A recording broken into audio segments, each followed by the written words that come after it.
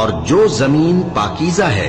اس میں سے سبزہ بھی پروردگار کے حکم سے نفیس ہی نکلتا ہے، اور جو خراب ہے اس میں سے جو کچھ نکلتا ہے ناقص ہوتا ہے۔ اسی طرح ہم آیتوں کو شکر گزار لوگوں کے لیے پھیر پھیر کر بیان کر دی۔ ہم نے نوح کو ان کی قوم کی طرف بھیجا تو انہوں نے ان سے کہا، اے میری برادری کے لوگو، اللہ کی عبادت کرو، اس کے سوا تمہارا کوئی معبود نہیں،